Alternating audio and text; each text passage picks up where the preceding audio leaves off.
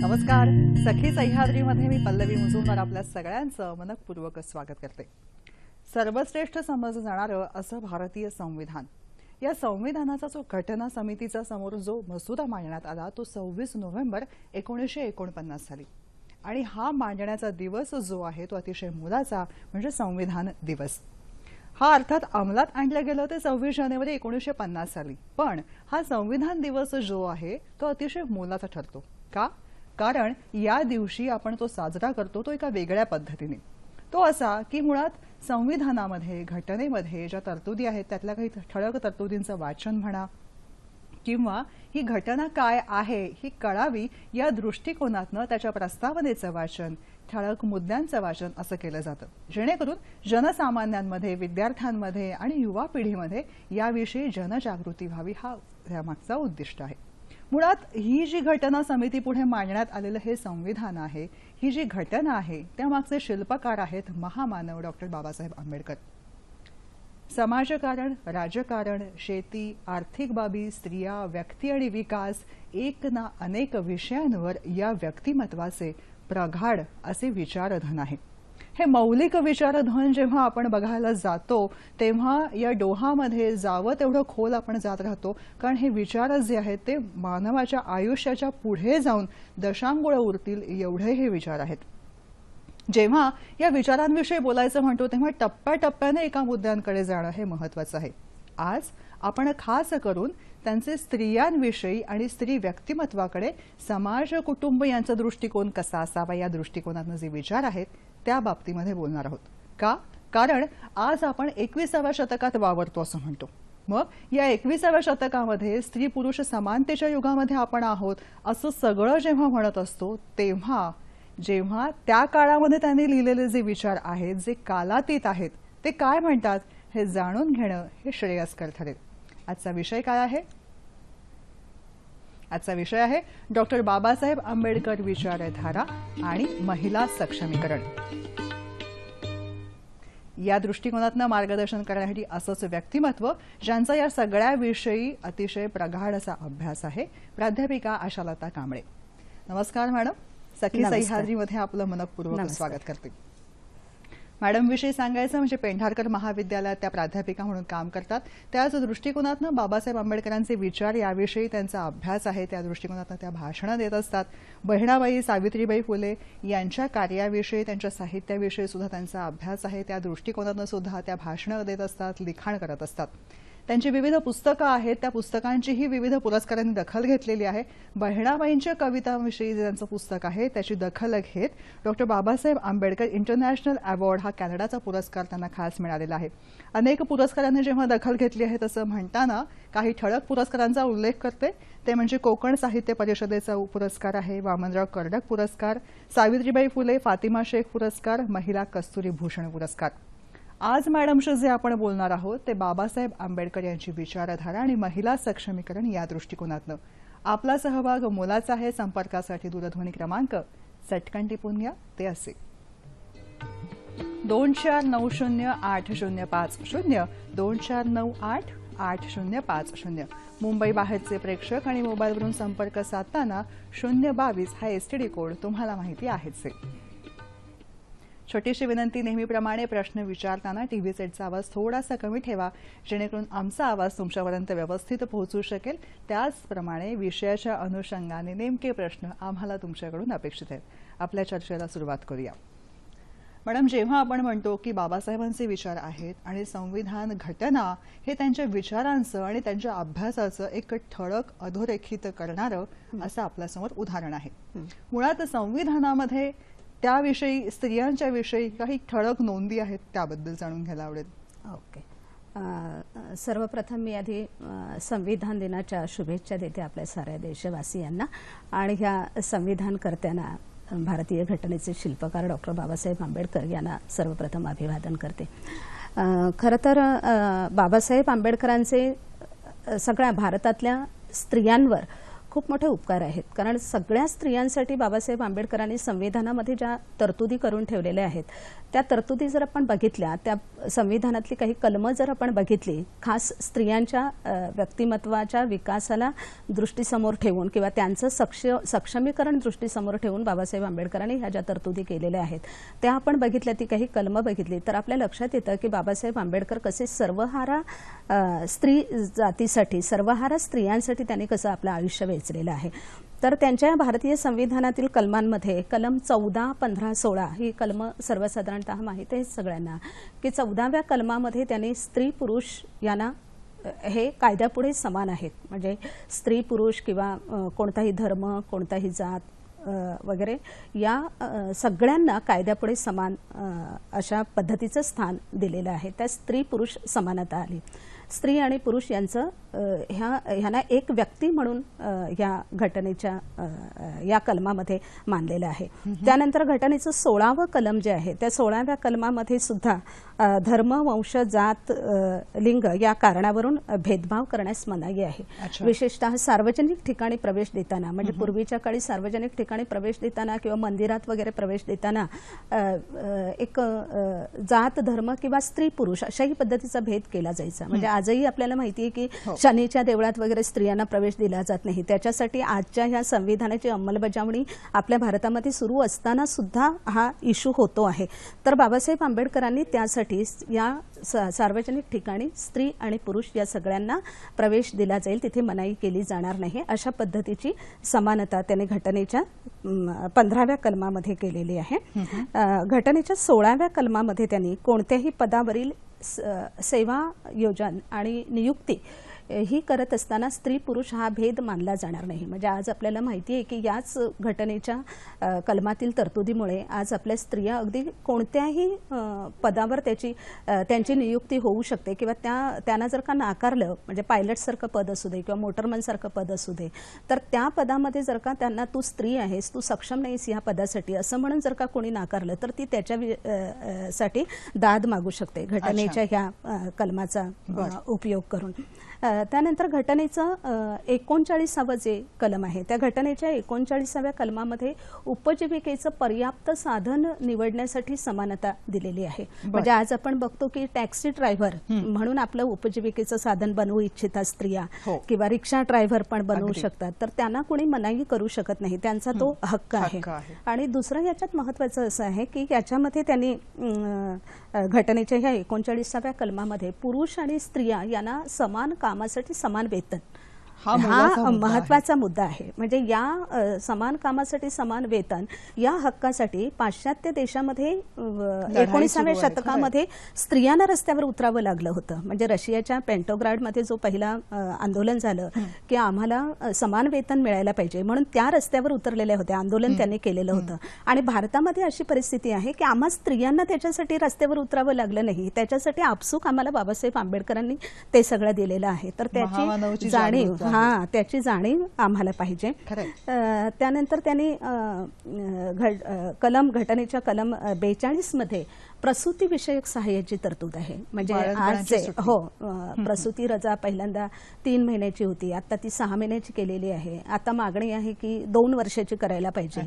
हे जे सगळं आपण हक्कांची मागणी करतो आहोत त्याचं मूळ या भारतीय घटनेमध्ये स्त्रियांसाठी केलेल्या तरतुदीमध्ये आहे बाबासाहेब आंबेडकरांनी. नंतर कलम 243 मध्ये त्यांनी ग्रामपंचायतीमध्ये महिलांना आरक्षणाची तरतूद केलेली आहे.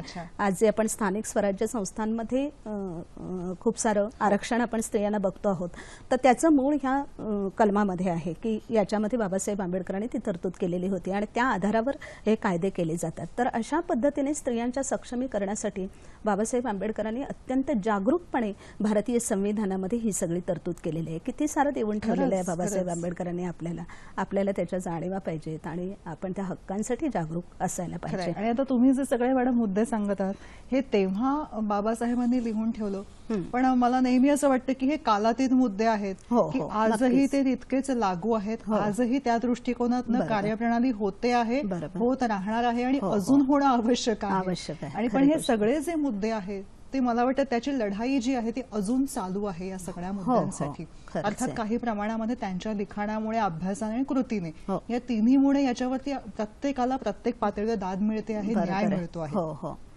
पण अजून त्यावर काम आवश्यक आहे. आवश्यक आहे. जेव्हा तुम्ही मला एक खूप छान वाक्य सांगितलं ते म्हणजे त्यांचं तीनही पातळ्यांवर काम चालू हो, आहे. हो. लेखन, वाचन आणि कृती. आपण टप्प्याटप्प्याने सगळ्या मुद्द्यांविषयी की लेखनामधनं त्यांनी स्त्रियांच्या वर्तणुकीविषयी आणि समाजाविषयी काय म्हटलेलं आहे. लेखनामध्ये बाबासाहेब आंबेडकरांनी स्त्रियांच्या प्रश्नांविषयीचं जे त्यांचं पहिलं लेखन आहे हा. ते 1916 मध्ये त्यांनी लिहिलेला जो संशोधनात्मक त्यांचा निबंध प्रबंध. आहे, हा प्रबंध आहे, तो कास्ट इन इंडिया, भारतातील जाती. तर याच्यामध्ये त्यांनी भारतातील जाती ह्या म्हणजे भारतातील स्त्रियांची जी वाईट अवस्था त्या काळात होती, अनेक शतकं आपल्या स्त्रियांची, आपल्या देशातल्या स्त्रियांची अतिशय वाईट अवस्था होती. त्यांचं स्वातंत्र्याची त्यांच्या गळचेपी झालेली होती. तर या सगळ्याचं जे मूळ कारण आहे, मुळाशी गेलेले आहेत बाबासाहेब आंबेडकर, आणि त्याने त्याच्यामध्ये असं मांडलेलं आहे की या सगळ्याचं मूळ कारण म्हणजे जाती व्यवस्था आहे. अच्छा. जाती व्यवस्थेमुळे स्त्रियांवर बंधनं आहेत आणि स्त्रियांवर घातलेल्या बंधनामुळे जाती व्यवस्था दृढ झालेली आहे. हे समीकरण त्याने त्या भारतातील जाती ह्या निबंधामध्ये मांडलेलं आहे आणि ते अगदी अतिशय खरं आहे. म्हणून आज आपल्या लक्षात असायला पाहिजे, म्हणजे आता 100 वर्ष होतील त्याला, हे 16 मध्ये, तर आज 100 वर्ष झाली तरी सुद्धा आम्हा स्त्रियांना सुद्धा त्याची जाणीव होत नाहीये की जाती व्यवस्था ही नष्ट होणं याच्यासाठी आवश्यक आहे की जेवढी जाती व्यवस्था दृढ होईल तेवढे आम्हा स्त्रियांवरची बंधनं दृढ होतील, आपल्या स्वातंत्र्याचा अधिक संकोच होईल. म्हणून जातीअंताच्या लढ्यामध्ये, जातीअंताच्या चळवळीमध्ये स्त्रीमुक्तीचा लढू पाहणाऱ्या किंवा त्याच्यामध्ये सहभाग घेऊ पाहणाऱ्या स्त्रियांनी सुद्धा, स्त्री संघटनांनी सुद्धा जातीअंताच्या चळवळीमध्ये अगदी खूप तन्मनाने स्वतःला जोडून घेऊन खूप काम करायला पाहिजे. तुमच्या आमच्यासारख्याने त्याच्यासाठी काम करायला पाहिजे. तेव्हाच आपल्या स्त्रियांना खऱ्या अर्थाने स्वातंत्र्य मिळेल, जे बाबासाहेब आंबेडकरांना माहीत होतं ते. त्यानंतर त्यांचं दुसरं पुस्तक आहे, म्हणजे तिथून सुरुवात झाली. मग त्याच्यानंतर साधारणतः 1952चं त्यांचं पुस्तक आहे हिंदू स्त्रियांची उन्नती आणि अवनती. तर त्याच्यामध्ये सुद्धा त्यांनी भारतातील स्त्रियांची उन्नती का झाली होती, तर त्यांनी अगदी वेदकाळापासूनचा हे आढावा घेतलेला आहे त्याच्यामध्ये. कारण वेदकाळाच्या पूर्वार्धात, सुरुवातीला त्या काळामध्ये स्त्रियांना स्वातंत्र्य होतं, त्यांचं उपनयन केलं जात होतं, त्यांना वेद शिकता येत होते, त्या वादविवाद करू शकत होत्या. गार्गी, मैत्रेयी वगैरे ही नावं आपल्याला माहिती आहे, सुलभा अशी नावं, तर ते त्यांनी सांगितलेलं आहे. आणि त्याचे दाखले देऊन मग ही अवनती का झाली, इतकी जर का म्हणजे जगातली प्रगत स्त्री पहिली आपल्या भारतातली स्त्री आहे ती, तर इतकी प्रगत असलेली स्त्री ही मधल्या काळामध्ये, मध्ययुगीन काळामध्ये एकदम सती जाण्या इतपत तिची अवनती का झाली, याच्या कारणांची मीमांसा त्यांनी केलेली आहे भारतातील स्त्रियांची उन्नती आणि अवनती या ग्रंथामध्ये. त्यानंतर त्यांनी या देशातल्या मुस्लिम स्त्रियांच्या विषयी सुद्धा लिहिलेलं आहे. त्याच्यामध्ये सुद्धा त्यांनी मुस्लिम स्त्रियांची पर्दा पद्धत आणि त्याचा संबंध त्यांच्या आरोग्याशी कसा आहे त्याच्याविषयी लिहिलेलं आहे. आणि अशा पद्धतीने म्हणजे भारतातल्या सगळ्या स्त्रियांचा त्यांनी विचार केलेला आहे आणि वेगवेगळ्या ठिकाणी त्यांनी लिहून ठेवलेले आहेत. कितीतरी सारं लिखाण आहे बाबासाहेब आंबेडकरांचं आणि ते सगळ्यांनी वाचणं आवश्यक आहे. विशेषतः सगळ्या स्त्रियांनी ते वाचायला पाहिजे. फुलेंचं आणि बाबासाहेब आंबेडकरांचं लिखाण वाचल्याशिवाय आमच्या व्यक्तिमत्वाचा विकास होणंच शक्य नाही. कार्यक्रमामधला पहिला फोन आलाय तुमच्या परवानगीने. ओके, नमस्कार, बोला. नमस्कार. नमस्कार. नमस्कार. नमस्कार. मी वरळी पोलीस कॅम्प येथून साहेबराव खंडारे बोलतो. बोला साहेबराव. तर डॉक्टर बाबासाहेब आंबेडकरांनी हिंदू स्त्रियांच्या उन्नतीसाठी एक हिंदू कोड बिल, स्त्रियांच्या उन्नतीसाठी हिंदू कोड बिल मांडले होते आणि ते मंजूर न झाल्यामुळे त्यांनी राजीनामा दिला. बरोबर. त्याबद्दल आम्हाला थोडी अधिक माहिती द्या. हो, ते ऍक्च्युअली आम्ही घेणार आहोत ते, पण ते आता आधी घेऊया आपण. त्याने आता प्रश्न विचारलाच आहे, तर जसं तुम्हाला सोयीचं आहे. आधी तो मुद्दा तुम्हाला घ्यायचा का नंतर बोलायचा आहे? नंतर आपण समारोपाला घेऊया ना तो मुद्दा. अवश्य. साहेब, आम्ही घेतो आहोत तो मुद्दा विस्ताराने, त्याच्यावर आम्हाला बोलायचं आहे. कार्यक्रम बघत राहा, तुम्हाला प्रश्नाचं उत्तर नक्की मिळेल. आता जेव्हा आपण बोलत होतो ते म्हणजे बाबासाहेब आंबेडकरांनी लिखाण, कृती आणि लिखाण, वाचन आणि कृती या तिन्ही मधनं मांडलेलं आहे. हो. लिखाण आणि वाचनाविषयी बोलून झालेलं आहे. जेव्हा कृतीविषयी आहे, त्यांची कृतीशीलता याविषयी जाणून घ्यायला हो, आवडेल. मी पहिल्यांदा त्यांची कसं लेखणी, वाणी आणि त्यांची कृती अशा क्रमाने आपण जाऊया.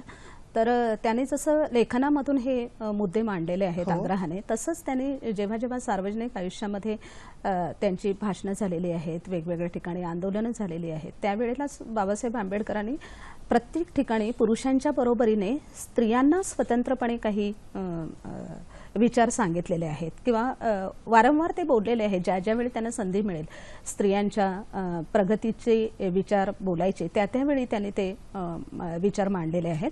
तर बाबासाहेब आंबेडकरांचे याविषयीचे विचार अनेक ठिकाणी, महाडच्या सत्याग्रहामध्ये त्यांनी स्वतंत्र सभा घेतली होती स्त्रियांची.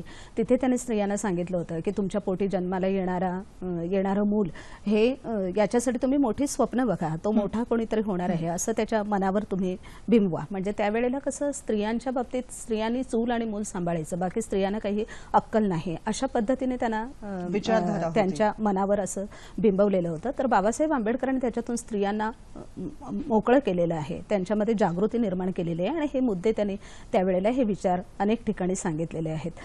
कानपूरच्या महिला परिषदेमध्ये, नागपूरच्या महिला परिषदेमध्ये स्त्रियांसाठी स्वतंत्रपणे त्याने जेव्हा विचार मांडले किंवा सांगितलं त्यांनी स्वतंत्रपणे जागृतीचे विचार, त्यामध्ये प्रामुख्याने आजच्या स्त्रियांनी सुद्धा तो मुद्दा लक्षात घ्यायला पाहिजे की बाबासाहेब नेहमी म्हणायचे की स्त्रीने पुरुषाची म्हणजे पतीची गुलाम बनू नये कधीच, तिने पतीची मैत्रीण म्हणून साथ द्यायला पाहिजे पतीला, असं त्यांनी सांगितलेलं आहे. तर स्त्री ही काही दासीसारखी नसते पुरुषाची पत्नी म्हणजे, तर ती सहकारी असते, त्याची साथीदारी नसते, आयुष्यभरासाठी साथ देणारी खऱ्या अर्थाने सहचारिणी असते. तर त्याच्यासाठी बाबासाहेब आंबेडकर आग्रही होते.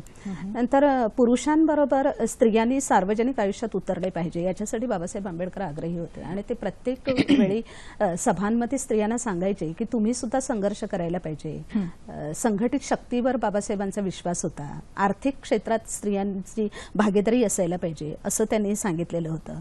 त्यानंतर स्त्रियांच्या सहज शिक्षणाचा मुद्दा तेव्हा जेव्हा तो चर्चेला आला होता की शिक्षण जेव्हा सुरू केलं भारतामध्ये सगळ्यांना, त्यावेळेला मुलांचं शिक्षण संस्था वेगळ्या आणि मुलींच्या वेगळ्या असा एक विचार प्रवाह होता. तर बाबासाहेब आंबेडकरांनी त्या विचार प्रवाहाला अगदी त्यावेळी खूप कडाडून विरोध केलेला होता आणि हा विचार प्रवाह मांडताना त्यांचं इतर नेत्यांचं मत असं होतं की नीतिमत्तेचा मुद्दा त्यांनी पुढे केला होता. म्हणजे जर का सहशिक्षण झालं, मुलं आणि मुली यांचं एकत्र शिक्षण झालं तर नीतिमत्तेचा मुद्दा उपस्थित होतो असं त्यांना म्हणायचं होतं. तर त्यावेळी बाबासाहेब आंबेडकरांनी असं सांगितलेलं होतं की हा नीतिमत्तेचा मुद्दा तकलादू आहे. खरं म्हणजे नीतिमत्तेचा मुद्दा कुठे येतो तर जेव्हा पुरुषांच्या सहवासात राहून एखादी स्त्री आपलं पाऊल वाकडं पडू देत नाही तेव्हा ती खरी चारित्र्यवान, आणि स्त्रियांच्या गराड्यात राहून एखादा पुरुषही आपलं मन ढळू देत नाही तेव्हा तो खरा चारित्र्यवान, असं त्यांनी सांगितलेलं होतं. आणि म्हणून ते सहशिक्षणासाठी आग्रही राहिले. आज जी विद्यापीठामध्ये मुलं आणि मुली एकत्रित शिक्षण घेत आहेत ते सगळं त्या बाबासाहेब आंबेडकरांचा त्यावेळेचा आग्रह. नाहीतर आजही आम्ही मुलं एका विद्यापीठात, मुलांची विद्यापीठ वेगळी, मुलींची विद्यापीठ वेगळी, आणि कुठल्या तरी जमान्यात आपण वावरलो असतो आणि आपल्या मुला-मुलींचा काही असा सर्वांगीण विकास झाला नसता. तर अशा अनेक गोष्टी आहेत त्यांच्या, विशेषतः मुला-मुलींच्या शिक्षणाबद्दल आणि त्यांच्यावर लवकर तुम्ही लग्नाची जबाबदारी लादू नका असं त्यांनी कटाक्षाने सांगितलेलं होतं की मुलींची लवकर लग्न करू नका, त्यांना शिक्षण घ्यायला द्या, त्यांच्या व्यक्तिमत्वाचा विकास होऊ दे, त्यांना असं घरामध्येच डांबून ठेवू नका, सार्वजनिक क्षेत्रात सुद्धा त्यांनी उतरायला पाहिजे असं बाबासाहेब आंबेडकर अगदी आग्रहाने सांगत होते. आणि छान मुद्दा म्हणाला मॅडम, व्यक्ती विकासाविषयी, स्त्रिया आणि व्यक्ती म्हणून त्यांचा होणारा विकास याविषयी त्यांचं खूप लिखाण आहे. अगदी स्त्रियांनी पेहराव काय घालावा, काय वावरावा, कशा पद्धतीने त्यांचा वावर समाजामध्ये असावा, त्यांच्या स्वच्छता आणि स्त्रियांचं आरोग्य या सगळ्या मुद्द्यांविषयी त्यांचा अभ्यास आहे. त्याविषयी पण आपण पटापट सांगत जाऊया. महाडच्या सत्याग्रहाच्या वेळी त्यांची जी स्त्रियांची स्वतंत्र सभा त्यांनी घेतली होती त्यावेळी त्यांनी स्त्रियांना सांगितलं होतं की एक जातीची ओळख असणारा असा पेहराव असता कामा नये असं त्यांनी कटाक्षाने सांगितलेलं होतं. म्हणजे त्यावेळी कसं वेगवेगळ्या जातीचा वेगवेगळा पोशाख असायचा, असं ठरवून दिलेलं होतं ना मनुस्मृतीतल्या कायद्याने की ह्या जातीने असा असा पोशाख घालायचा. नुसतं स्त्रियांसाठीच असं नाही, पुरुषांसाठी पण ठरवून दिलेलं होतं. पण बाबासाहेब आंबेडकरांनी स्त्रियांना अगदी आग्रहाने सांगितलं होतं की तुमचं राहणीमान स्वच्छ असायला पाहिजे, घरात काही अमंगल होऊ द्यायचं नाही. दारू पिऊन जर का नवरा किंवा मुलगा घरात आला तर त्याला घरात घेऊ नका, असं त्यांनी अगदी स्ट्रिक्टली सांगितलेलं होतं. तिला कडक भूमिकेमध्ये सुद्धा त्यांनीच घातलं. हो हो, म्हणजे घरचं जे मांगल्य आहे ते घरचं मांगल्य सांभाळणं हे स्त्रीच्या हाती आहे. म्हणजे मी वारंवार हा मुद्दा घेऊन म्हणत असते की घराची सांस्कृतिक सत्ता आहे ना ती खरी स्त्रियांच्याच हाती आहे. पण स्त्रियांना कळत नाही, आपल्या ह्या ताकदीचं त्यांना जाणीव नाहीये की घरची सांस्कृतिक सत्ता ही माझ्या हाती आहे. त्यामुळे घरामध्ये संस्कृती कोणती रुजवायची हे खरंच स्त्रियांच्या हाती आहे. आणि व्यवस्थेने काय केलंय की पुरुष प्रधान संस्कृती स्त्रीच्या हाती देऊन व्यवस्था मोकळी झाली आणि स्त्रीला ते समजत नाहीये. तर खरं म्हणजे ही समानतेची संस्कृती, संविधानाची संस्कृती, ही संस्कृती आपल्याला रुजवायला पाहिजे, हे प्रत्येक स्त्रीच्या लक्षात यायला पाहिजे. आणि कुटुंब आणि समाजाच्याही ते लक्षात यायला. हो हो, बरोबर. फोन घेते पुढचा. भारत वावळ यांचा फोन आहे डोंबिवलीहून. नमस्कार. नमस्कार. माझा प्रश्न मॅडम असा आहे की आपल्या लोकशाही प्रधान देशामध्ये लोकसभा, राज्याची विधानसभा, महानगरपालिका किंवा इतर क्षेत्रामध्ये स्त्रियांच्या निवडणुकीकरता काही टक्के आरक्षण ठेवलेले आहे. तर महिलांना देखील राजकारणात येऊन आपल्या महिलांचा स्वतःचा महिलांचा कसा विकास साधता येईल यावर चर्चावर महिलांचा विकास होऊ शकत नाही का? आज आपण पाहतो की इतर देशात अमेरिका, युरोपमध्ये महिला अतिशय राजकारणामध्ये आघाडीवर आहेत आणि त्यांच्या महिला पण विकास करतायत. तर आपल्या महिलांनी पण राजकारणात येऊन आपला विकास साधावा यावर कृपया आपण प्रकाश टाकावा. धन्यवाद. धन्यवाद. आपला तोच मुद्दा ऍक्च्युली चाललेला आहे की महिलांना कळायला पाहिजे हे की आपल्यासाठी संविधानामध्ये कोणत्या तरतुदी केलेल्या आहेत, कोणते हक्क आहेत, आपल्या व्यक्तिमत्वाच्या विकासासाठी कशा पद्धतीचे आपल्याला अधिकार दिलेले आहेत. मुळात काय होतं की सामाजिक पातळीवर लोकशाहीची ज्या पद्धतीने जागृती व्हायला पाहिजे किंवा रुजवणूक व्हायला पाहिजे त्या पद्धतीने ती झाली नाही आहे. आपल्या देशामध्ये संविधानाची अंमलबजावणी ही जी आहे ती इतकी परिणामकारक आतापर्यंत नाही झालेली आहे. त्यामुळे याच्याविषयीची जागृती लोकांच्या मध्ये नाहीये. आणि स्त्रिया तर अशा दबलेल्या असतात ना, परंपरेने त्यांना सांगितलेलं असतं. म्हणजे कसं आहे आपल्या देशामध्ये एका बाजूला आपलं संविधान आहे आणि दुसऱ्या बाजूला परंपरा आहे. तर स्त्रीच्या मनामध्ये परंपरेचा पगडा अजूनही आहे आणि त्यामुळे तिला असं वाटतं की बाबा मला बाहेर नाही वावरता येणार किंवा चारित्र्याच्या संकल्पनाशी ते निगडीत केलेलं आहे कुठेतरी की मी जर का घराच्या बाहेर पडले तर लोक मला नावं ठेवतील, लोक मला म्हणतील की ही सतत घराच्या बाहेर असते आणि मला चारित्र्यवान म्हणणार नाहीत वगैरे, असं काहीतरी डोक्यात असतं त्यांच्या. आता तुम्ही जेव्हा असं म्हणत आहात मॅडम तेव्हा एक थोडासा असा मुद्दा येतो की जेव्हा स्त्रियांच्या हे लक्षात यायला हवं तेव्हा कुटुंब आणि समाज यांची ही भूमिका तितकीच मोलाची आहे. ज्योतिराव फुलेंनी जेव्हा सावित्रीबाई फुलेंना शिक्षणाच्या ह्याच्यामध्ये आणलं तेव्हा महिलांना दोष न देता आपल्या पत्नीला साक्षर करून समाजासमोर एक नवीन आदर्श घालून दिला की आपल्या कृतीमधून हे साध्य केलं. म्हणजे कुटुंब, समाज किंवा नातेवाईक जे आहेत त्यांच्या दृष्टिकोन आणि भूमिका इथं बदल होण्याची जास्त नितांत गरज आहे असं म्हणता येईल. खरंच आहे. त्यामुळे तिला तिची विचारधारा बदलायला किंवा सरासर विचार करायला जास्त ती वेगळा विचार करत असेल तर तिला पाठिंबाही मिळू शकतो, मिळायला पाहिजे. म्हणजे यामध्ये तिघांची सांगड घालून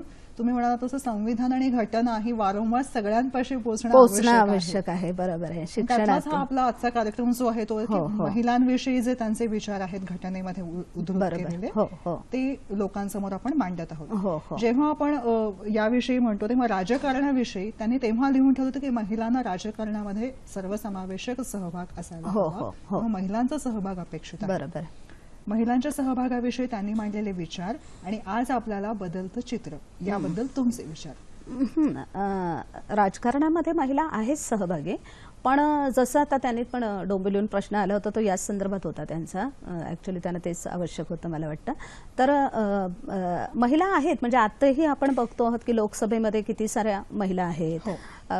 पण ज्या पद्धतीने त्याने प्रतिनिधित्व करायला पाहिजे हे महत्वाचं आहे. म्हणजे त्यावेळी स्त्रियांविषयीचे प्रश्न मांडताना विशेषतः हिंदू कोड बिल ज्यावेळी नाकारलं गेलं त्यावेळी बाबासाहेब आंबेडकर म्हणत होते असं की त्या बिलाला इतरांनी विरोध केला पण त्या संसदेमध्ये असलेल्या स्त्रियांनी तरी त्याला पाठिंबा द्यायला पाहिजे होता. तर स्त्रियांनी सुद्धा पाठिंबा दिला नव्हता. बाबासाहेबांची त्यावेळी जे कोल्हापूरला त्यांचं भाषण झालं होतं त्या संदर्भात तर त्यावेळेला बाबासाहेब आंबेडकरांनी असं म्हटलं होतं की घटनेमध्ये मी जेव्हा हिंदू कोड बिलासाठी भांडत होतो संसदेमध्ये, तर त्यावेळी संसदेमधल्या निवडून गेलेल्या ज्या स्त्रिया आहेत त्या स्त्रिया कुठेतरी युनोमध्ये वगैरे मानवी हक्काचे विचार मांडत होते. आणि दुसरी गोष्ट त्यांनी असं म्हटलं होतं की त्यावेळेला जर का हिंदू कोड बिलाला ह्या स्त्रियांनी पाठिंबा दर्शवला असता तर प्रधानमंत्री आपल्यावर नाखुश होतील अशी त्यांना भीती होती की काय. तर बाबासाहेब आंबेडकरांचं असं मत होतं की ज्या आपण स्त्रिया निवडून देतो त्या स्त्रियांनी खऱ्या अर्थाने या देशातल्या स्त्रियांसाठी, स्त्रियांच्या हक्कांसाठी भांडायला पाहिजे, खऱ्या अर्थाने स्त्रियांसाठी प्रतिनिधित्व करायला पाहिजे. की असं नाही की त्या ज्या पक्षातून निवडून जातात त्या पक्षाचे जे सर्व असतात त्यांची मर्जी संपादन करण्यासाठी बाबा आम्ही तिथे आहोत असं त्यांचं स्थान असता कामा नये. असं निरपेक्ष राजकारण त्यांना अपेक्षा. हा, असं असायला पाहिजे. हिंदू कोड बिलाचा मुद्दा जो आहे आणि बाबासाहेबांचे विचार याविषयी थोडंसं आपण सांगूया. हो. तर हिंदू कोड बिल ही बाबासाहेबांची म्हणजे क्रांतिकारक घटना म्हणायला पाहिजे भारतीयांसाठी, भारतातल्या स्त्रियांसाठी विशेषतः. म्हणजे जगातील ही क्रांतिकारी घटना मानली जाते की बाबासाहेब आंबेडकरांनी हिंदू कोड बिलाचा आग्रह धरला होता, हिंदू कोड बिल मांडलं होतं. 4 वर्ष त्यांनी परिश्रम करून हिंदू कोड बिलाची रचना केली आणि संसदेमध्ये ते मांडलं. पण त्या हिंदू कोड बिलावर सगळ्या बाजूनी असं बाबासाहेबांवर लोक तुटून पडले. कशासाठी तर हे जे हिंदू कोड बिल आहे ते आमच्या धर्माच्या विरुद्ध आहे असं सांगितलं गेलं. म्हणजे स्त्रियांना भडकवणारं आहे, स्त्रियांना वेगळं काहीतरी सांगणारं आहे अशा पद्धतीने त्यांच्यावर तुटून पडले लोक. आणि स्त्रियांना सुद्धा अशी समजूत करून दिली, म्हणजे ज्या स्त्रियांसाठी बाबासाहेबांनी हे हिंदू कोड बिल बनवलं होतं त्या स्त्रियांना सुद्धा भडकवलं असं की हे तुमच्या विरोधात आहे, आपल्या धर्माच्या विरोधात, आपल्या संस्कृतीच्या विरोधात आहेत असं त्यांना सांगितलं. तर म्हणून दिल्लीच्या त्यांच्या घरी स्त्रियांचा मोर्चा गेला होता. तर बाबासाहेब आंबेडकरांनी त्या स्त्रियांना विचारलं, मोर्चेकरी स्त्रियांना, की तुम्ही ते वाचलं आहे का तो मसुदा? तर त्या म्हणाल्या नाही आम्ही नाही वाचलं. तर मग तुम्ही का आलात मोर्चे घेऊन? तर त्या स्त्रियांनी असं उत्तर सांगितलं की जर का आम्ही आलो नसतो तर आमच्या पतीने आम्हाला धमकी दिली आहे की जर का मोर्चा घेऊन तू गेली नाही तर तुला मी सोडून देईन. म्हणजे पती आपल्याला सोडून देईल या भीतीने त्या गेल्या होत्या. आज आपल्याला त्याचं महत्त्व कळतं आहे. तर मला वाटतं आपण हिंदू कोड बिलातल्या काही तरतुदींविषयी करूया का चर्चा? अवश्य. हा, मगाशी चालेल. पुराणे यांचा फोन आहे. नमस्कार, बोला. माझा आजच्या पाहुण्यांना असा प्रश्न आहे की बाबासाहेबांनी ज्यावेळेला आपल्याला घटना दिली तेव्हा आपल्याला असं सांगितलेलं होतं म्हणजे देशाला की जो दुर्लक्षित घटक आहे, दुर्बल घटक आहे त्यांना थोडंसं आरक्षणाच्या माध्यमातून आपण वर काढूया, त्यांना त्याची थोडीशी गरज आहे. पण आज जेव्हा आपण समाजात वावरतो तेव्हा आपण बघतो की एखादी विधवा स्त्री आहे किंवा एखादा विधूर असेल, तो आपल्या मुलांना सांभाळतो, संगोपन त्यांचं करतो, म्हातारे आई वडील सासू सासरे आहेत त्यांना सांभाळतात. मग हे आजच्या परिस्थितीत दुर्बल घटक नाहीयेत का? त्यांना कुठे मदत मिळते? अशा एखाद्या बाईला कुठे मदत मिळते? किंवा एखादा नवरा व्यसनी आहे, तो तिच्याबरोबर राहत नाही, ती सगळी समाजाचं आपल्या संसाराचं सगळं सांभाळत असते.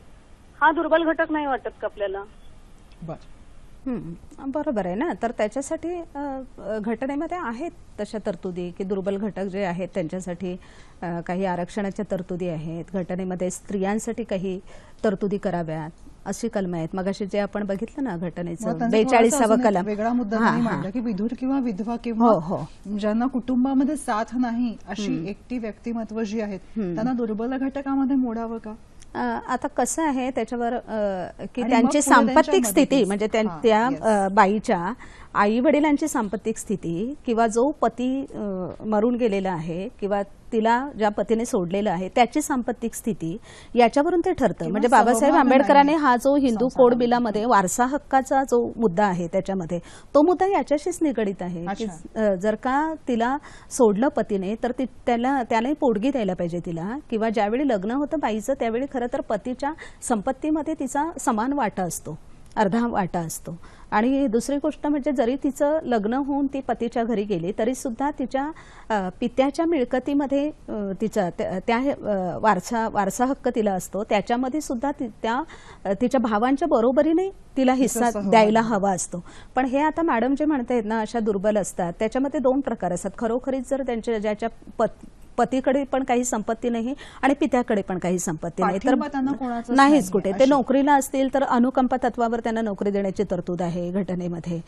जर का असं काही दारू बिरू पिणाराच नवरा असेल, काहीच आधार नाहीये, काही नाहीये, तर ते दारिद्र्य रेषेखाली असू शकते ना ती, मग त्याच्यासाठी आहेतच सवलती ना, शिक्षण आहे. सर्वांगीण विकासावर हा मुद्दा चर्चेला जाऊ शकतो.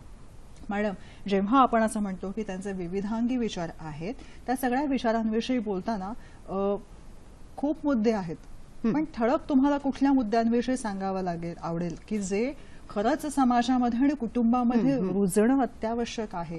शिक्षण आहे, समाज व्यवस्था आहे, तुम्हाला काय सांगायचं? मगाशी आपण शिक्षणाबद्दल बोललो किंवा समाजात स्थान कसं, आत्मविश्वास स्त्रीला कसा मिळायला पाहिजे त्याच्याबद्दल बोललो. आर्थिक विषयावर मला वाटतं त्याचे विचार आहेत बाबासाहेबांचे, त्याच्यावर आपण अजून बोललो नाही. तिचा आर्थिक हो, तर बाबासाहेब आंबेडकरांना असं वाटत होतं किंवा ठासून ते मुद्दा मांडत होते, विचार मांडत होते की स्त्रियांना आर्थिक भागीदारी, आर्थिक क्षेत्रामध्ये त्यांची भागीदारी असायला पाहिजे. आर्थिक क्षेत्राचं जेव्हा नियोजन आपण करतो, अगदी कुटुंबापासून त्याने म्हटलेलं आहे, कुटुंबाचं पण आणि संपूर्ण देशाचं पण, त्यामध्ये जेव्हा आर्थिक क्षेत्र येतं त्या आर्थिक क्षेत्रामध्ये पुरुषांच्या बरोबरीनेच स्त्रियांचा सुद्धा सहभाग असायला पाहिजे, असं बाबासाहेब आंबेडकरांचं अगदी आग्रही मत होतं. त्याविषयी सांगत असताना ते असं म्हणायचे की स्त्रिया जर का आपल्या मुलाचं चांगलं संगोपन करू शकतात जबाबदारीने, तर मग स्त्रिया आपलं कुटुंब का नाही चालवणार जबाबदारीने, म्हणजे आर्थिक नियोजन व्यवस्थित करून त्या का नाही चालवणार, असं त्यांचं मत होतं. किंबहुना त्यांनी असं मत मांडलेलं होतं की स्त्रियांची संघटित शक्तीच गरिबीचा शाप संपुष्टात आणू शकेल. म्हणजे बचत गटाचं जे मूळ आहे ना, आज जे बांगलादेशाने ते उचललं आणि नंतर बांगलादेशातून आपण आयात केलं, म्हणजे आपल्या देशाचा हाच नेहमी प्रॉब्लेम होतो की आपल्या देशातून खरं तर जगामध्ये विचार पोचतात. स्त्री स्वातंत्र्याचा मुद्दा पण तसाच आहे आणि मग जगाकडून आपण आयात करतो. तर हाही मुद्दा तसाच आहे की बाबासाहेब आंबेडकरांचे ते मुळातले विचार होते. स्त्रियांवर त्यांनी विश्वास ठेवलेला होता की स्त्रीने आर्थिक भागीदारी स्त्रीची असायला पाहिजे, आर्थिक निर्णयामध्ये ती वाटेकरी असायला पाहिजे आणि चांगल्या पद्धतीने ती नियोजन करेल. म्हणजे आज आपण बघतो की अरुंधती भट्टाचार्य स्टेट बँकेच्या अध्यक्ष आहेत किंवा आजही सेबीने नियम काढलेला आहे की संचालक मंडळामध्ये एकतरी महिला पाहिजे, कारण महिलांचं सक्षमीकरण आहे, त्यांचं आर्थिक नियोजनामध्ये त्यांची जी कर्तबगारी आहे त्याच्यावर विश्वास जो बाबासाहेब आंबेडकरांनी दाखवलेला होता आणि ते आग्रही राहिलेले होते, तर ते त्यांचे विचार आपल्याला आज दृष्टीपथात येताना दिसत आहेत आणि त्याच्यासाठी आपल्याला आनंद वाटायला पाहिजे. आज या निमित्ताने हा बाबासाहेब आंबेडकरांचा विचार सांगताना मला अगदी आग्रहाने आमच्या समाजाला सांगावंसं वाटेल किंवा त्यांना अपील करावंसं वाटेल की बाबासाहेब आंबेडकरांनी हा जो विश्वास दाखवलेला आहे स्त्रियांच्या आर्थिक निर्णय क्षमतेचा, तोच विश्वास कुटुंबामध्ये पण दाखवायला पाहिजे. म्हणजे बऱ्याच कुटुंबामध्ये असं होतं की नवरा कमवून आणतो आणि तिला फक्त काय असेल ते रोजच्या खर्चापुरतं देतो, संपूर्ण पगार बाईच्या हातात देतोय, असं आपल्याला क्वचितच चित्र दिसतं. तर असं होत नाहीये. म्हणजे तिच्या आर्थिक निर्णय क्षमतेवर, तिच्या नियोजनावर, तिच्या बुद्धिमत्तेवर विश्वास ठेवला जात नाही कुटुंबामध्ये. तर असं प्रश्नचिन्ह आज आपण बघतो की कितीतरी फक्त महिलांच्याच बँका आहेत. आमच्या डोंबिवलीमध्ये ती कांचनगौरी महिला सहकारी पतपेढी आहे आणि बऱ्याच अशा महिला सुवर्ण वगैरे अशा काहीतरी खूप फक्त महिलांच्याच बँका आहेत. किती छान पद्धतीने महिला कारभार चालवतात ना. घराचा पण कारभार मला वाटतं बचत वगैरे करून मुलांसाठी नीट नवऱ्याने आणलेल्या पगारामध्ये व्यवस्थित संसार करतात त्या महिलाच करतात. तेव्हा बाबासाहेब आंबेडकरांचा हा जो विश्वास होता तो विश्वास सामाजिक पातळीवर, कौटुंबिक पातळीवर आपण लक्षात घ्यायला पाहिजे. अगदी नुसतं बाबासाहेब आंबेडकरांचा नुसता जय जयकार करून नाही चालणार, तर बाबासाहेबांचे जे विचार आहेत ते आपण आपल्या दैनंदिन जीवनामध्ये आत्मसात करायला पाहिजे. पण त्याच्यातला हा एक विचार आहे. तर स्त्रियांना अशा पद्धतीने आर्थिक स्वातंत्र्य द्या आणि आर्थिक निर्णयामध्ये त्यांना वाटेकरी करून घ्या. हे अगदी या निमित्ताने आपण सांगूया आमच्या प्रेक्षकांना. हिंदू कोडविलामधलं सुद्धा काही कलमं जी आहेत ती फार महत्वाची आहेत आणि जी महिलांच्या दृष्टिकोनातनं सगळ्या समाजाला सर्वांगीण विकासाच्या दृष्टिकोनातनं नेणारी आहेत. मुळात हिंदू कोड बिल ज्यावेळी बाबासाहेब आंबेडकरांनी सादर केलं त्यावेळी त्याची उद्दिष्ट दोन प्रकारची होती. एक उद्दिष्ट होतं की हिंदू कायद्याचं सुसूत्रीकरण आणि दुसरं उद्दिष्ट होतं की हिंदू कायद्यामध्ये सुधारणा. म्हणजे पूर्वीचे जे कायदे होते त्याच्यामध्ये सुधारणा करायची. तर झालं विरोध याच्यासाठी होत होता त्यावेळी की सुसूत्रीकरणाला विरोध नव्हता पण सुधारणेला विरोध होता. कारण त्या सुधारणांमध्ये महिलेला एक विशिष्ट स्थान मिळणार होतं आणि पुरुषप्रधान संस्कृतीला कुठेतरी सुरुंग लागत होता, त्यामुळे घाबरायला होत होतं समाजाला, म्हणून त्याला विरोध होता. तर आता त्याच्यातले महत्वाचे 4 ठळक मुद्दे आपण जर बघावे, त्यावेळेला बाबासाहेब आंबेडकरांनी ते मांडलेलं बिल काही संसदेमध्ये मंजूर केलं गेलं नाही. म्हणजे लोकांचा इतका सगळा विरोध लक्षात घेऊन नेहरूंनी सुद्धा चूप राहणं पसंत केलं. म्हणजे आधी नेहरूंनी त्यांना सांगितलं होतं की मी पाठिंबा देईन म्हणून, पण प्रत्यक्ष ज्यावेळी बिल सादर केलं गेलं तेव्हा नेहरूंनी सुद्धा काहीच बोलले नाही, ते चूप राहणं त्यांनी पसंत केलं आणि अशा पद्धतीने ते बिल फेटाळलं गेलं. म्हणजे काही त्याच्यावर चर्चाच झाली नाही. बाबासाहेब आंबेडकर इतके दुःखी झाले होते, अक्षरशः त्यांच्या डोळ्यात अश्रू आले होते त्यावेळी आणि इतके उद्विग्न पण झाले होते कितीतरी. त्यामुळे बाबासाहेब आंबेडकरांनी आपल्या कायदेमंत्री पदाचा राजीनामा दिलेला होता. म्हणजे आपल्या भारतातली ही एकमेव घटना आहे की स्त्रियांच्या प्रश्नासाठी एखादी व्यक्ती मंत्रिपदाचा राजीनामा देते. आज मंत्रिपदासाठी किती हपापलेले लोक आपण बघतो राजकारणामध्ये, तर बाबासाहेब आंबेडकर असे आहेत की त्यांनी या भारतातल्या स्त्रियांच्या प्रश्नासाठी मंत्रिपदाचा राजीनामा दिलेला आहे. ही बाबासाहेब आंबेडकरांच्या आधी सुद्धा कधी घटना घडली नाही आणि त्याच्यानंतर सुद्धा घडली नाही. म्हणजे बाबासाहेब आंबेडकर नेहमी असं म्हणायचे की मी स्त्रियांच्या प्रश्नांसाठी लढणारा मी योद्धा आहे. आता त्याच्यामधली जी 4 कलमं मुख्य जी आहेत ती नंतर मग 55-56 या 2 वर्षानंतर मग ती या 2 वर्षामध्ये ती टप्प्याटप्प्याने ती मंजूर करून घेतली गेली. त्याच्यामध्ये एक हिंदू विवाह कायदा, घटस्फोटाचा कायदा, त्यानंतर वारसा हक्क असे काही ठळक मुद्दे आहेत त्याच्यामध्ये आणि दत्तक देणं घेणं. तर पूर्वीच्या कायद्यामध्ये स्त्रीचा एखाद्या पुरुषाशी विवाह झाला की अगदी त्या गाठी म्हणे स्वर्गातून आणलेल्या आहेत, तेव्हा ते मरेपर्यंत त्या सुटणार नाहीत. म्हणजे आता मी कोकणातली आहे, तर कोकणामध्ये मी लहानपणापासून म्हणी ऐकलेल्या आहेत. त्याच्यात एक म्हण होती की चुलीतलं लाकूड चुलीतच जळायला पाहिजे किंवा होगे सुने घरासारखी. म्हणजे ती सून म्हणून एखाद्या घरामध्ये तिने प्रवेश केला की ती जशी काही चुलीत होरपाळल्यासारखंच अक्षरशः पूर्वीच्या काळी होतं, पण तिने बाहेर नाही पडायचं. ते जसं लाकूड आहे तर तिने चुलीतच जळायला पाहिजे असं तिला सांगून सासरी पाठवलं जायचं. तर ही सगळी परंपरा, जुने जे कायदे होते त्या जुन्या कायद्यांमुळे आलेली ही परंपरा लोकांच्या डोक्यात होती. तर बाबासाहेब आंबेडकरांनी त्याच्यासाठी हिंदू विवाह कायद्यामध्ये एक जर का तो विवाह हा जोडीदार निवडण्याचं स्वातंत्र्य हे असायला पाहिजे स्त्रीला. नंतर बालविवाह व्हायचे ना तेव्हा, तर त्याच्यामध्ये त्याने सुधारणा केलेली होती आणि एक वय सांगून दिलेलं होतं की 17 आणि 14 असं होतं मला वाटतं त्यावेळेला. आता ते वय 21 आणि 18 असं झालेलं आहे. तर त्यावेळेला बालविवाह व्हायचे त्याला बंधन घातलं जाणार होतं ह्या कायद्याने, हिंदू विवाह कायद्याने. आणि दुसरी गोष्ट, स्त्रीला स्वतःचा जोडीदार स्वतः निवडण्याचा अधिकार. म्हणजे जे मी मगाशी म्हणाले की 1916 मध्ये त्याने भारतातील जाती निबंध लिहिला, त्याच्यामध्ये या जाती व्यवस्थेचं मूळ आहे ते जातीतच लग्न करणं स्त्रीने. म्हणजे तिला अधिकार नाही जोडीदार निवडण्याचा. पण या हिंदू कोड बिलामधल्या विवाह कायद्याने, हिंदू विवाह कायद्याने तिला जोडीदार निवडण्याचा अधिकार दिला गेला. त्यामुळे आंतरजातीय विवाह सुद्धा अगदी आरामात होऊ शकले. तिच्या आयुष्याचा निर्णयही ती घेऊ शकते आणि त्याला कायदेशीर मान्यता. पूर्वी आंतरजातीय विवाहांना कायदेशीर मान्यता नव्हती, ते नाहीच करायचे, जातीतच झालेले विवाह कायदेशीर होत होते. त्यानंतर घटस्फोटाचा जो कायदा आहे तो महत्वाचा आहे की लग्न झालं म्हणून अगदी त्याने किती छळ केला, काय केलं तर तिथेच राहायला पाहिजे असं काही नाही.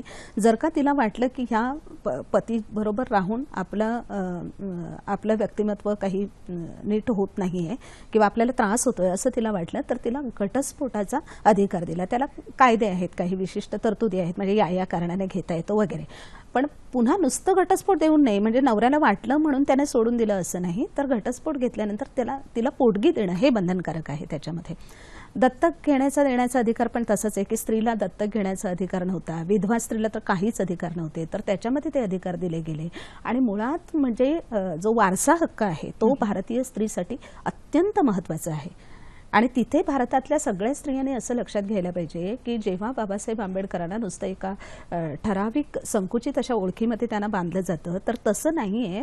वारसा हक्क हा एकमेव जरी आपण लक्षात घेतला तरी आपल्या लक्षात येईल की ब्राह्मण, क्षत्रिय, वैश्य ह्या त्रैवर्णिकांच्या मध्ये घटस्फोटाची रीत नव्हती आणि वारसा हक्काचं हे नव्हतं, कारण संपत्ती त्यांच्याचकडे होती ना. शूद्र समजला जाणारा जो जवळजवळ 90% समाज होता त्यांच्याकडे संपत्तीच नव्हती, तर वारसा हक्काचा कायदा त्यांना कुठे होता एवढा फायद्याचा? किंवा घटस्फोटाचा पद्धत सुद्धा यांच्याकडे पारंपरिक होती, काडीमोड असं म्हटलं जायचं त्याला, तर ते होत होतं. तर त्यामुळे हे जे सगळे याच्यासाठी बाबासाहेब आंबेडकर आग्रही राहिले, ते सगळे या सगळ्या समाजातल्या स्त्रियांसाठी, अगदी उच्चवर्णीयांपासून सगळ्यांसाठी हे लक्षात घ्यायला पाहिजे. आणि या अर्थाने त्यांचे खूप मोठे आपल्यावर उपकार आहेत, हे आपण लक्षात घ्यायला हवं. पुढचा फोन आहे उमा महाजन यांचा बेळगावहून. उमाताई बोला. नमस्कार. खूप काही सवलती दिलेल्या आहेत, खूप काही त्यांची थोडी ओतप्रोत भरलेलं आहे, परंतु ते अंमलबजावणी होत नाही. एकच फॉर एक्झाम्पल, समान कामाला समान दाम बिलकुल मिळत नाही. पुरुषांच्या एवढेच बायका काम करतात, पण त्यांना समान दाम मिळत नाही. वारसा हक्क दिलेला आहे, पण किती महिला आपले वारसा हक्क घेतलेला आहे. माहेर सुटेल म्हणून ते वारसा नको म्हणून लिहून देतात. म्हणून फक्त सवलती देऊन उपयोग नाही आहे, फक्त महिलांना जागृत केलं पाहिजे. अगं बाई, तू माणूस आहे, घे, तुला जे मिळालंय ते घे, म्हणून त्यांची मानसिकता बदललं पाहिजे. ह्यासाठी मला वाटतं की जास्त जनजागरण व्हायला पाहिजे. फक्त तरतुदी देऊन उपयोग नाही, सवलती देऊन उपयोग नाही. ह्याच्यापूर्वी जशी बाई होती तशीच राहणार असं मला वाटतं. तुम्हाला काय वाटतं? हो, खरी गोष्ट आहे मॅडम, तुम्ही एकदम बरोबर, अगदी म्हणजे सगळ्याच स्त्रियांच्या मनातला हा मुद्दा त्यांनी मांडलेला आहे. आणि मला वाटतं आपणही मगापासून बोलतोय तर तेच सारखं सांगतो होत आपण, की स्त्रीने स्वतःच्या अधिकारांविषयी जागरूक राहायला हवंच हवं. कारण जोपर्यंत ती स्वतःच्या अधिकारांविषयी जागरूक नाही तोपर्यंत ते कोणी काही, मुळात ते एक आहे की अधिकार कोणी मागून देत नाही, ते खेचून घ्यावे लागतात. बाबासाहेबांनी सुद्धा तेच म्हटलेलं आहे की खिच के लेना चाहिए. ते असं मागून मिळत नाही कधीच. त्यामुळे पहिल्यांदा आधी स्त्रीने याच्याविषयी जागरूक असायला पाहिजे. स्त्री जेव्हा जागरूक आहे असं वाटेल त्यावेळेला पुरुष आपल्या आपण म्हणजे समाज जो आहे त्याला आपल्या पण वाटेल की नाही बाबा, हिला जाणीवा आहेत, तर आपण हिला त्रास देता कामा नये. किंवा हे जे आहे ते जे कायदे आहेत, जे हक्क आहेत ते हक्क द्यायला पाहिजेत. वारसा हक्काचं खरंच त्या मॅडम बोलल्या तसं की स्त्रियांच्याकडून अगदी लिहून घेतलं जातं आणि भाऊ दुरावू नयेत, भाऊ तुटू नयेत म्हणून ते घेतात. तर आपल्या माणसांच्या प्रेमापोटी निर्णय घेतले जातात. पण याच्यामध्ये दृष्टिकोन जो आहे तो पुन्हा मोठा होणं गरजेचं. चळवळीने जोर द्यायला पाहिजे त्याच्यावर. आणि आपण मगापासून जे सारखं म्हणतो आहोत की समाजाने हे लक्षात घ्यायला पाहिजे. ते नुसतं स्त्रीने भांडून असं नाही, मग डिवोर्सचे प्रमाण वाढतच जातील असं होते. कुटुंब संस्था बिघडेल. व्यक्ती विकास आणि स्त्रिया, समाजाची भूमिका, कुटुंबाची भूमिका. कृतिशील फक्त स्त्री होऊन चालणार नाही, सगळ्यांनी व्हायला हवं. ते नेमकं कसं, बाबासाहेब काय म्हणतात? बरं, आता मगापासून आपण याच मुद्द्यावर बोलत असताना काही मुद्दे आपले आता आपण घेऊया जरा बरोबर. तर बाबासाहेब आंबेडकरांनी स्त्रियांच्या व्यक्तिमत्व विकासासाठी आग्रहाचा मुद्दा एक मांडला होता, तो म्हणजे कुटुंब नियोजनाचा मुद्दा. बरं, म्हणजे 1938 साली बाबासाहेब आंबेडकरांनी हा मुद्दा मांडलेला होता भारतामध्ये पहिल्यांदा. आणि मुंबई सरकार विधिमंडळाच्या पुढे त्यांनी संतती नियमना, मुंबई प्रांताच्या विधिमंडळापुढे संतती नियमनाच्या उपाययोजनेबद्दलचा बिनसरकारी ठराव मांडला होता 1938 साली. पण तो सुद्धा ठराव 52 विरुद्ध 1 मताने फेटाळला गेला. म्हणजे त्या काळात तोही विचार लोकांना वेडेपणाचा वाटलेला होता. तर आता बाबासाहेब आंबेडकरांनी तो मुद्दा ज्यावेळी मांडलेला होता तेव्हा नुसतं लोकसंख्येचा भस्मासूर वाढू नये एवढाच एक मुद्दा नव्हता. आज जेव्हा कुटुंब नियोजनाचा विचार मांडला जातो तेव्हा याच्यावरच फोकस केला जातो की बाबा लोकसंख्या वाढता कामा नये. पण बाबासाहेब आंबेडकरांनी हा मुद्दा मांडला होता तो मुख्यतः स्त्रियांच्या व्यक्तिमत्व विकासाकडे लक्ष देऊन. कारण जास्तीत जास्त मुलं सारख्या बाळंतपणाने स्त्रिया अकाली वृद्ध होत आहेत आणि शारीरिकदृष्ट्या खचतात, त्यांची झीज होते, याची जाणीव कोणालाच नव्हती. म्हणजे मुलं म्हणजे देवाघरची फुलं असं म्हणून बाईने आपलं जशी मुलं निर्माण करायची मशीन अशा पद्धतीने तिला ट्रीट केलं जायचं. तर त्यामुळे बाबासाहेब आंबेडकरांनी आग्रहाने हा संतती नियमनाचा मुद्दा मांडला होता की स्त्रीला कमीत कमी मुलं जन्माला घालणं. बाबासाहेब आंबेडकर असं म्हणायचे की जास्त मुलं जन्माला घालणं हा सामाजिक गुन्हा आहे असं त्यांचं वाक्य आहे. आणि स्त्रियांना त्याच्यातच तुम्ही गुंतवू नका. तर स्त्रियांनी 1, 2 किंवा 3 मुलं जन्माला घालून त्याने बाकीचं संपूर्ण जे त्यांचं आयुष्य आहे ते त्यांच्या स्वतःच्या व्यक्तिमत्वाच्या विकासासाठी त्यांना ते घालवता आलं पाहिजे. आज आपण बघतो की काही ज्या शिकलेल्या स्त्रिया आहेत, सुशिक्षित स्त्रिया आहेत, त्या कशा 1 किंवा 2 मुलांवर स्वतःच स्टॉप करतात आणि आपलं करिअर बघतात पुढे पूर्ण. पण अजूनही संपूर्ण समाजामध्ये हा विचार रुजत नाहीये. आजही कितीतरी खेडोपाडी आपल्याला असं दिसतंय की मुलीमागून मुली जन्माला येत आहेत आणि मुलगा यायला पाहिजे, वंशाचा दिवा पाहिजे म्हणून कितीतरी बाळणपणं लादली जात आहे स्त्रीवर. तर असं होता कामा नये, याच्याविषयीची सुद्धा जागृती व्हायला पाहिजे. वेठबिगारीला विरोध करताना सुद्धा बाबासाहेब आंबेडकरांच्या डोक्यात हे स्त्रिया आणि मुले ही या प्रथेचे सर्वाधिक बळी आहेत हा मुद्दा त्यांच्या डोक्यात आज आपण होता. जे बालकामगाराची समस्या हो, हो, आजही हो. आपण फेस करत हा, आहोत ती हा. समस्येविषयी त्यांनी तेव्हा तेव्हा लिहून ठेवलेलं होतं आणि त्याच्यासाठी ते आग्रही होते. वेठबिगार म्हणून जास्त स्त्रियांना आणि मुलांनाच घेतलं जातं, वेठबिगार म्हणून जास्त पुरुषांना नाही घेतलं जात. आजही काही ठिकाणी कितीतरी वाईट अवस्था आहे. म्हणजे स्त्रियांचा व्यापार होतो किंवा स्त्रियांना वेगळ्या पद्धतीने स्त्रियांना ट्रीट केलं जातं. थोडक्यात एक असं बघायला मिळतं की बऱ्याच ठिकाणी बहुतांशी वेळा त्यांना दुय्यम दर्जा दिला हो, जातो. हो. मात्र बोले त्याचा चाले त्याची वंदावी पाऊले या बरोबर आहे. उक्तीप्रमाणे बाबासाहेबांनी स्वतःच्या घरातून रमाबाईंना सन्मानाचं हो. स्थान देऊन समाजापुढे एक वेगळा आदर्श ठेवला बरोबर होता. आहे. त्याविषयी पण मला हो. उदाहरणांमधून ऐकायला आवडेल मॅडम हो. तुमच्याकडून. बाबासाहेब आंबेडकर स्वतःच्या जीवनामध्ये म्हणजे जसं ते आपल्या लेखणीतून म्हणायचे किंवा आपल्या वाणीतून म्हणायचे तसं स्वतःच्या जीवनामध्ये सुद्धा बाबासाहेब आंबेडकरांनी त्यांच्या सहवासात आलेल्या स्त्रियांना सन्मान दिलेला आहे. सार्वजनिक क्षेत्रात वावरणाऱ्या स्त्रिया तर त्यांच्या बरोबर असताना स्वतःला सुरक्षित फील करवत होते, ही महत्वाची गोष्ट आहे. आणि संधी देत होते बाबासाहेब आंबेडकर त्यांना. कितीतरी सभांच्या अध्यक्षा वगैरे स्त्रिया आहेत. त्यांच्या वैयक्तिक आयुष्यामध्ये रमाई त्यांची पत्नी, खरं तर रमाई निरक्षर होत्या आणि बाबासाहेब आंबेडकर केवढे तरी शिकलेले, विद्वान केवढे तरी, म्हणजे अगदी विद्वत्तेच्या बाबतीत म्हणावं तर हे असं सगळं अंतर होतं. पण तरी सुद्धा बाबासाहेब आंबेडकर आपल्या रमाईंना केवढा तरी सन्मान देत होते. ते त्यांना रामू म्हणायचे अगदी खूप प्रेमाने आणि त्यांच्या मतांची कदर करायचे, त्यांना समजावून सांगायचे. केवढा तरी सन्मान त्यांनी दिलेला होता. त्यांच्या एका अर्पण पत्रिकेमध्ये त्यांनी तिच्याबद्दल लिहिलेलं आहे की त्यांच्या चारित्र्याबद्दल, पतीपासून कितीतरी कोसो दूर असताना सुद्धा जिने पतीच्या हालअपेष्टा सहन केल्या आणि त्याच्या बरोबरीने सतत राहिली अशा रामूस, असं त्यांनी अर्पण पत्रिकेत लिहिलेलं आहे. त्यांना जी पत्र लिहिलेली आहेत रमाईंना, त्या पत्रामध्ये कितीतरी अशी हृदयपत्र आहेत रमाईंना लिहिलेली आणि नंतर त्यांच्या सहवासात आलेल्या ज्या त्यांची पत्नी म्हणून सहवासात आलेल्या माईसाहेब आंबेडकर, त्यांना सुद्धा जी पत्र लिहिलेली होती ती पत्राची कितीतरी हृदय अशी पत्र आहेत. म्हणजे ती वाचल्यानंतर आपल्याला कळतं की एखाद्या पुरुषाने आपल्या पत्नीला कशा पद्धतीने सन्मान द्यायला पाहिजे. माईसाहेबांना सार्वजनिक ठिकाणी घेऊन जायचे, ते रमाईंना पण घेऊन जायचे बरं का.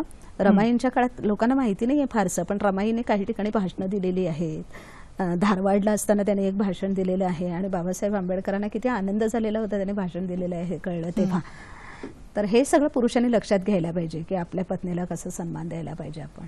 खरंय. जेव्हा या वेगळ्या मुद्द्यांविषयी बोलतो तेव्हा मुळात समाजाकडे वावरताना किंवा समाजामध्ये, राजकारणामध्ये, आर्थिक बाबींमध्ये महिलांनी सक्षम असायला हवं हा त्यांचा मुद्दा होता. कारण प्रत्येकच व्यक्तिमत्वाला निसर्गानं मेंदू दिलेला आहे आणि तो मेंदू जो आहे ती राष्ट्रीय संपत्ती आहे असं त्यांचं मत होतं. राष्ट्रीय संपत्तीचा वापर हा राष्ट्र, समाज आणि कुटुंब विकासाला व्हायला हवा आणि स्त्रियांनी तो प्रामुख्यानं करायला हवा असं ते म्हणायचे. तुमचे याविषयी अभ्यास काय वेगवेगळं सांगतो, माहिती ऐकायला आवडेल त्याविषयीची. हे राष्ट्रीय संसाधनं जी आहेत ना, नैसर्गिक संपत्ती, त्याची जपणूक करायला पाहिजे. त्याचा वापर समाजाच्या हितासाठी, राष्ट्राच्या हितासाठी करायला पाहिजे असं बाबासाहेब आंबेडकरांचं मत होतं. किंबहुना स्त्रीचा सन्मान आहे ना, त्या स्त्रीच्या सन्मानाची सांगड त्याने राष्ट्राच्या सन्मानाशी घातलेला आहे. राष्ट्र आणि स्त्रीचा सन्मान याच्याशिवाय राष्ट्र उभं राहू शकत नाही असं त्यांचं म्हणणं होतं. तर स्त्रीच्या सन्मानासाठी बाबासाहेब आंबेडकर इतके आग्रही होते. स्त्रिया आणि पुरुष हे निसर्गाचे घटक आहेत ना, त्यामुळे जसं पुरुषाला स्थान आहे समाजामध्ये या निसर्गामध्ये, तसंच स्त्रीला सुद्धा स्थान आहे आणि ते आपण मान्य करायला पाहिजे असं बाबासाहेबांचं आग्रही मत होतं. दोन ही चाकं आहेत, स्त्री आणि पुरुष, आणि त्याच्यातलं जर का एक चाक लुळं पडलं तर संसाराचा गाडा कसा चालेल आणि समाज सुद्धा कसा पुढे जाईल. किंबहुना ज्या समाजामध्ये स्त्रियांची प्रगती जास्त आहे तो समाज प्रगत, असं माझं मत आहे, असं आग्रहाने मांडणी करायचे बाबासाहेब आंबेडकर. तर आज आपण लक्षात घ्यायला पाहिजे की आम्ही स्वतःला जर का प्रगत समजून घ्यायचं असेल आम्हाला, तर आमच्या समाजातल्या स्त्रियांना प्रगत करणं ही आमची प्रत्येकाची जबाबदारी आहे. खरंय. जेव्हा आपण असं म्हणतो तेव्हा मॅडम याच समाजाची आणखीन एक बाजू आहे जिथे स्त्री भ्रूण हत्या आजही घडते आणि त्याच्यामध्ये कुठलंही राज्य कुठलाही देश या कृतीमध्ये मागे नाहीये. दुर्दैवाची गोष्ट आहे, खरंय. पण हे असं घडतंय. बरोबर आहे. बाबासाहेबांचे स्त्रियांच्या बरोबरीने घेऊन जाण्याचे विचार एकीकडे आहेत आणि एकीकडे स्त्री भ्रूण हत्या आहे. हो हो, स्त्री भ्रूण हत्या तेच मानसिकता आहे ना ही आपली. मगाशी जसं मी बोलता बोलता बोलले होते की मुलगाच असायला पाहिजे, तो वंशाचा दिवा आहे आपला वगैरे, अशी जी मानसिकता परंपरेने लादलेली आहे ना समाजाच्या मनावर, त्या मानसिकतेतून समाजाने निघायला पाहिजे. स्त्री आणि पुरुष हे समान आहेत. मुलाच्या बरोबरीनेच मुलगी सुद्धा आपल्या कुटुंबाचा विकास करू शकते, आपल्या देशाचा विकास करू शकते. हे विचार जे आहेत बाबासाहेबांनी त्यावेळी मांडलेले, ज्योतिरावांनी मांडलेले, अगदी बुद्धांपासून, हो, म्हणजे जो वारसा मानतात बाबासाहेब आंबेडकर बुद्धांचा, त्या बुद्धांनी सांगितलेलं आहे की मुलीच्या जन्माचं सुद्धा स्वागत व्हायला पाहिजे, असं त्यांनी सांगितलेलं आहे. मुलगा आणि मुलासारखंच मुलगी सुद्धा कुळाचा उद्धार करते असं त्यांनी सांगितलेलं आहे. तर तो वारसा मानणारे बाबासाहेब आंबेडकर त्यांनी सुद्धा तसेच विचार मांडलेले आहेत. रूढी परंपरा आणि नसते जोखड यांचा गुलाम न बनता आपण स्वतःच्या व्यक्तिमत्वातनं घडवायला हवं असं म्हणणारे हे विचार आहेत. हो, हो. मुळात मंडळी एक लक्षात घ्यायला हवं की व्यक्ती जी आहे ती विचारधारा मागे ठेवून पुढे निघून जाते, पण काही काळापुरते काहींचे विचार मर्यादित राहतात. मात्र काही व्यक्तिमत्व ही कालातीत असतात. कित्येक युग शतकं लोटली तरी त्यांचे विचार जे आहेत ते आजही दिशादायक, परिणामकारक आणि स्फूर्तिदायी ठरतात. असंच हे व्यक्तिमत्व डॉक्टर बाबासाहेब आंबेडकर. स्त्रिया आणि मुळातच समाजातल्या विविध अंगांविषयी त्यांनी जे विचार मांडलेले आहेत ते त्या ओघाने आपण समजून घेण्याचा प्रयत्न केला. या कार्यक्रमाचं पुनःप्रक्षेपण जे आहे ते आज रात्री 11 वाजता होईल. आपण ते नक्की बघा. तुमच्या प्रतिक्रिया ज्या आहेत ते आमच्यापाशी नक्की पोचवा या फेसबुक पेजच्या माध्यमातून. www.facebook/sakhisayhadri.tt email ID sakhisayhadri@gmail.com. तेव्हा तुमच्या प्रतिक्रिया नक्की आम्हाला या पत्त्यांवर कळवा. आणि हो, कार्यक्रमाविषयी तुम्हाला काही विषय सुचवायचे असतील, काही सांगितलेल्या विषयांबद्दल तुमचे काही प्रश्न असतील, ते सुद्धा या पेजच्या माध्यमातून, ईमेल आयडीच्या माध्यमातून तुम्ही आमच्यापर्यंत नक्की पोहोचवू शकता. मॅडम, तुम्ही आलात. हे खूप वेगळे वेगळे विचार आहेत आणि महत्त्वाचे आहेत जे कालातीत आहेत. तुम्ही आज ते उलगडलेत. मनःपूर्वक आभार मानते. धन्यवाद. धन्यवाद. नमस्कार. नमस्कार.